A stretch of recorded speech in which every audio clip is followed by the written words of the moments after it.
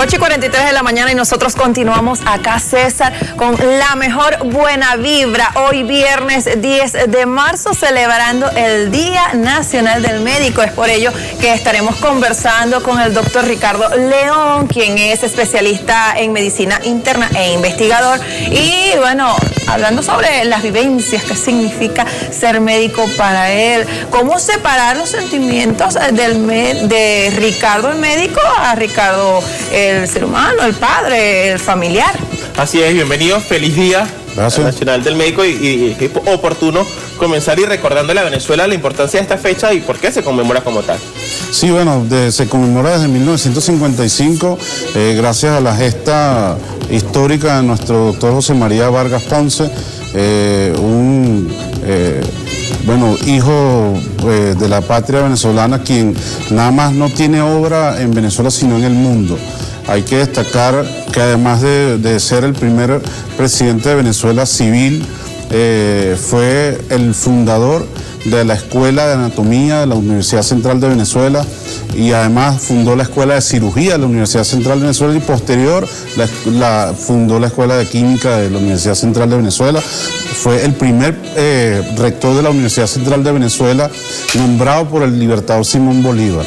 O sea, quiere decir que este día, además de que tiene una importancia histórica, nosotros, los médicos y médicas de Venezuela, nos sentimos verdaderamente identificados con un bolivariano eterno como fue el doctor José María Vargas Ponce, quien además pues escribió muchos artículos a nivel internacional cuando estuvo en el exilio, cuando estuvo en Puerto Rico junto a su familia, escribió varios artículos científicos.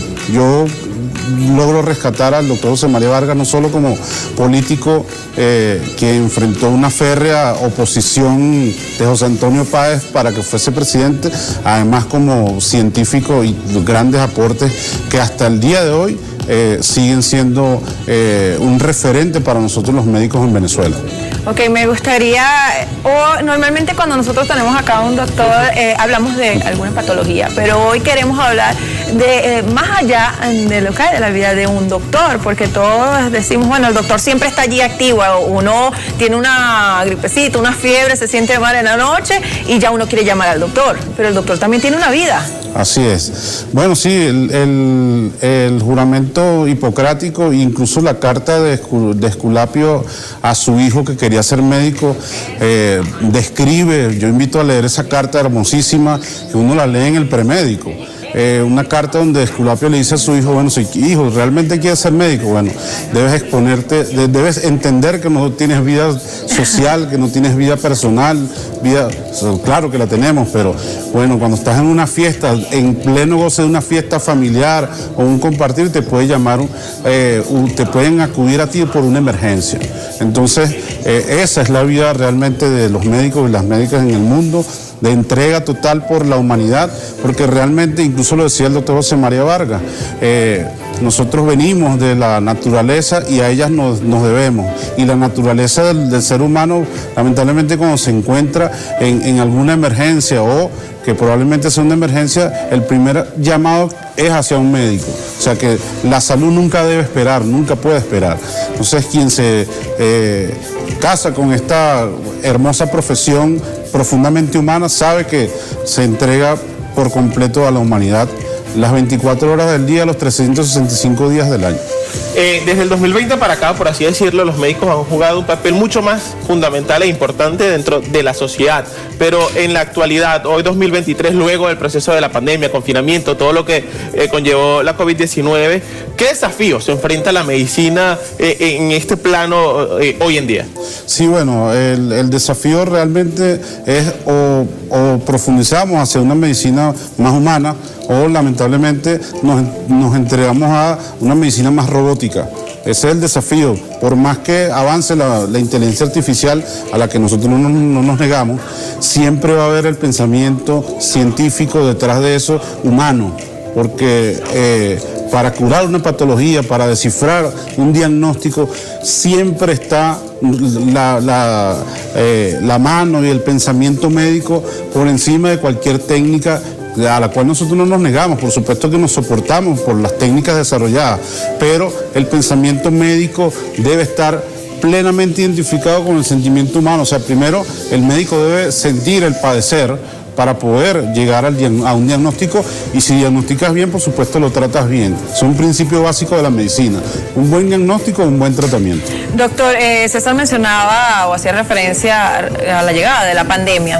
Al llegar la pandemia, sin duda alguna, a ustedes les tocó no solo atender a pacientes que capaz vienen conociendo, sino también a sus familiares. ¿Cómo separar el sentimiento en ese momento? Sí, fíjate, a todos nos tocó que a un familiar, a uno mismo, nos dio COVID, y de una forma severa. Eso realmente, incluso cuando comenzó la pandemia, que poco se conocía cuál era su manejo, muchos médicos nos vimos afectados desde el punto de vista psicológico, desde el punto de vista incluso social. Muchos médicos incluso no querían ir a trabajar a atender emergencias, pero bueno, eso es el paradigma que estamos venciendo en este momento, y la sociedad se dio cuenta del compromiso. Mientras todo se resguardaba, nosotros teníamos que ir a una emergencia a trabajar, a atender pacientes. Incluso otra cosa que surgió de tiempo de pandemia es los médicos en casa. Ese fenómeno médicos en casa poco se conocía en el mundo, y ahora es tan común que la gente ya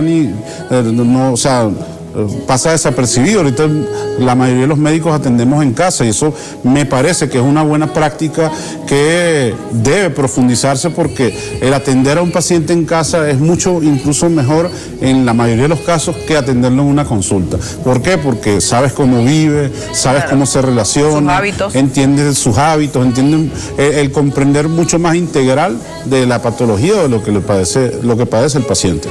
Decía, doctor, algo bastante importante ahorita cuando hablaba sobre los desafíos que enfrenta ahorita la medicina, y hacía referencia específicamente a la humanidad, a ese tacto, a ese ponerse tal vez en los zapatos del otro.